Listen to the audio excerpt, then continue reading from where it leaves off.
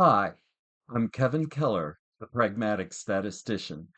In this episode of Street Stats, we're going to cover how to test if you have recovered from an upset condition. Now, in the past, I used to call this a rule of thumb, but today's vernacular is here's a hack. So I've used this hack all the time in manufacturing.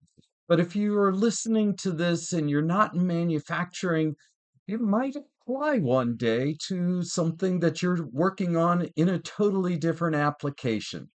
So here's the scenario. You're running your process and not rejecting anything or rejecting a very low level of material. All is good.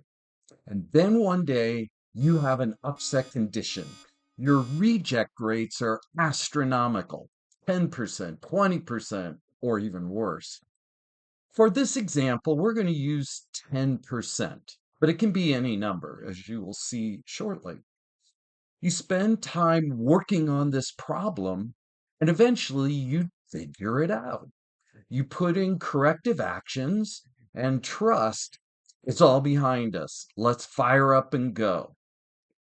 But senior management says stop and says, let's do some sampling to make sure the problem is really gone. Then everybody sits around the table and thinks, well, how many samples should we run? Now, if you really got rid of the problem, you would sample forever until you ran into a defect. That could be quite expensive. So it turns out that there's a formula that you should always keep with you. It's very simple. It is the following.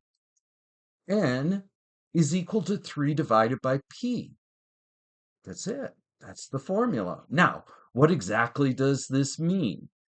In our example, we had a defect rate of 10%. This is a proportion of 0.1. If we plug in 0.1 into our formula, we come up with a sample size of 30. So let's go back. You had a problem, you had a defect rate of 10% or a proportion of 0.1. You think it's gone. You now run 30 samples. And if they are all defect free, this is the conclusion you can draw from that. We are 95% confident that the defect rate is less than 10%. Now let's think through the logic.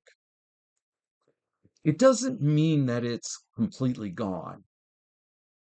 It's just that it's no longer at 10%. It's something less than 10%.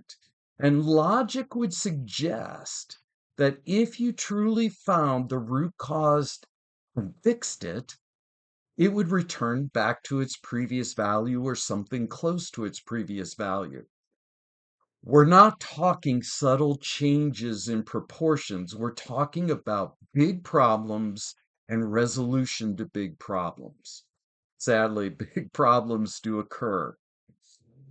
Your proportion that puts you in this situation is not where you normally run.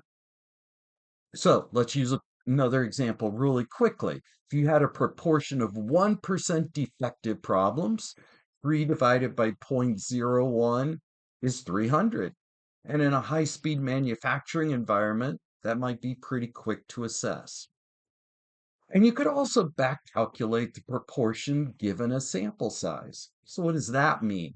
If something is perfect in its performance, then it would take an infinite sample size to prove it. 3 divided by 0 is infinite. But you might run 30,000 items through a process and generate no defects. So you're 95% confident that the defect rate is less than 0.01. Or, in other words, you're 99.99% effective. So it's a cool little hack. So be careful out there. The streets are messy, and so is data. But remember, there is always a way.